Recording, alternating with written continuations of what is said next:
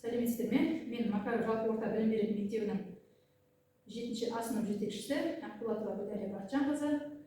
Менің ұсынып отырған тәрбие сағатының тақырыбы ісінің шебері өз болашағының иесі деп аталады. Бұл тақырыпты алған себебім биыл Қазақстанда жұмысшы мамандықтар жылы деп жарияланған болатын.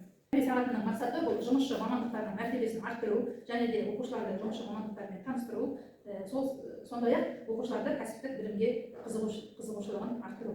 Ең бірінші тәрбие сағатын апта дәйек сөзінен бастадым. Бұл аптаның дәйек сөзі жауапкершілікті сезіну үлкен азаматтық қасиет, яғни оқушыларды жауапкершілікке баулу. Содан кейін оқушыларды шарттық шеңберіне тұрғызып, қолымыздағы өнер деп аталады, яғни оқушылар өздерінің қолдарынан қандай жұмыс келетінін айтады. Яғни менің қолымнан көп нәрсе келеді, мен сурет сала аламын, немесе мен есеп шығара аламын деген сияқты өздерінің қолдарынан келетін жұмыстарын айтады. Содан кейін жұмысшы мамандықтар жылына байланысты оқушыларға видеоролик көрсетіп, сабақтың тақырыбын ашып аламыз. Яғни 2025 жылы Қазақстанда жұмысшы мамандықтар жылы жарияланғанын айтып, әрі қарай сабақты жалғастырамыз. Оқушылармен әрбір кезеңдегі мамандықтарға саяхат жасаймыз, яғни уақытқа саяхат деп аталады. Өткеннің мамандықтары, қазіргі заманның мамандығы және болашақ мамандығы. Яғни оқушыларды 3 топқа бөліп, бір топқа өткеннің мамандықтарын айтуды ұсынамыз. Қазіргі заман мамандықтары, яғни қазіргі заманда белең алып тұрған мамандықтар туралы айтады оқушылар, және де болашақта сол мамандықтардың ішінде қай мамандық жоқ болып кетуі мүмкін деген сұраққа жауап береді, және де үшіншіден болашақта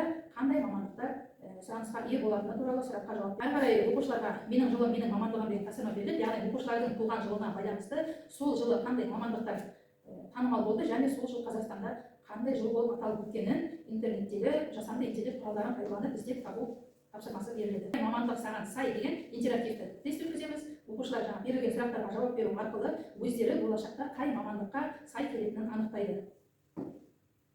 Сұрақтарға жауап беріп болғаннан кейін нәтижесін мына кестеге қарап анықтайды. Оқушылардан қай мамандыққа сай келетінін анықтап болғаннан кейін алдын ала оқушылар мен ата-аналарға берілген сұрақтар арқылы сауалнамаға сәйкес видеоролик жасалды. Яғни оқушы болашақта қандай маман иесі болғысы келетінін айтады, және де ата-анасына да сол сұрақ қойылады. Ата-анасы баласының қандай болашақта маман иесі болғысы келетінін біле ме екен, соны анықтау мақсатында ата-анаға сауалнама жүргізді. Мысалы, болашақта қандай маман иесі болғысы келетінін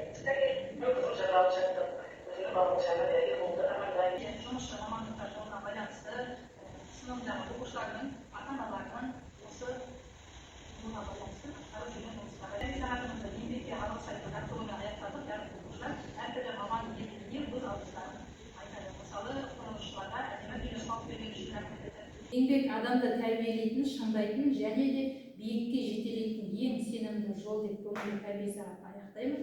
Назарларыңызға рахмет, сау болыңыздар.